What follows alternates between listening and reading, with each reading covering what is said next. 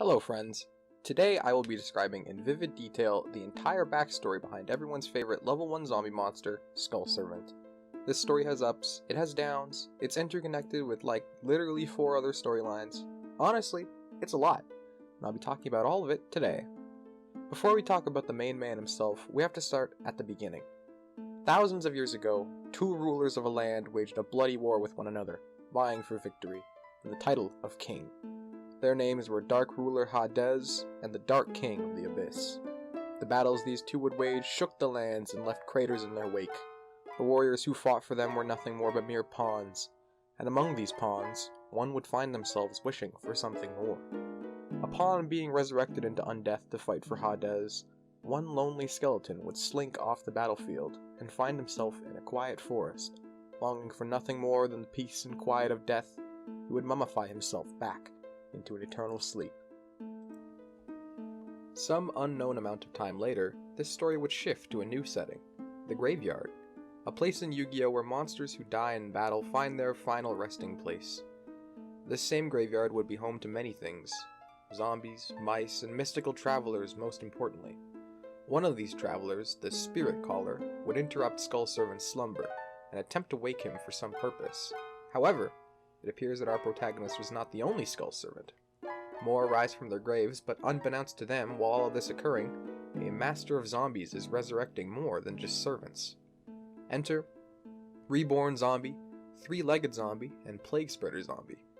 This crew breaks out into song and dance, solidifying their bond, and the Three-Legged Zombie becomes known as uni-zombie. Now, with all this, we must interject a very vital piece of trivia. Monster Impachi at some point fought with the marauding captain and lost, ending up in the graveyard. Unfortunately for Impachi, its sleep would be disturbed by another monster, Chopman, the desperate outlaw.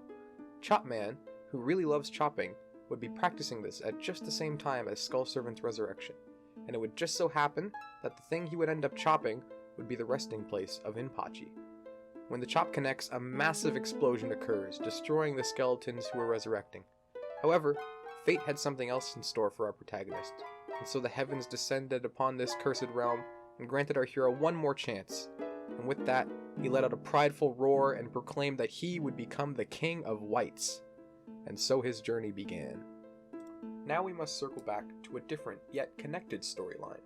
Before all this, before dark rulers fought for a cursed land, before skeletons and zombies and graveyards, lived a peaceful city, a peaceful man and his outstanding dog.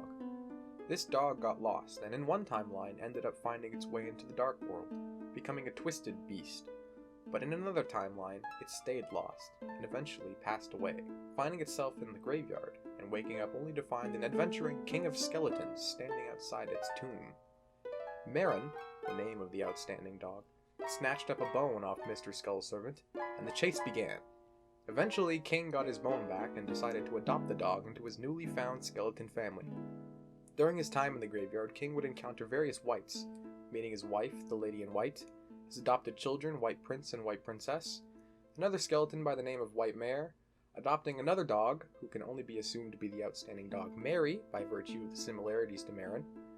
The family gets up to many shenanigans in the graveyard, such as King harassing the guard from confiscation, as even implied through the artwork of Shuffle Reborn that they played Yu-Gi-Oh! The card game with each other.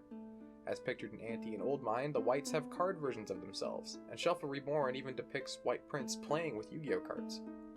Eventually, the crew would get a house together, and decide that they need to go see the world, so King takes his family on vacation to the overworld.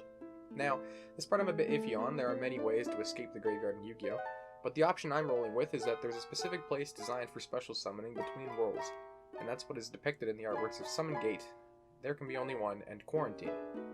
There isn't many details about what they did once they went on vacation, but in the artwork of White Baking, King can be seen in the outside world enjoying a nice barbecue, with a suspiciously familiar-looking creature. Also noted, in the artwork of Quarantine, Plague Spreader Zombie can be seen in the background, implying the connection between him and King is the reason why they're being quarantined.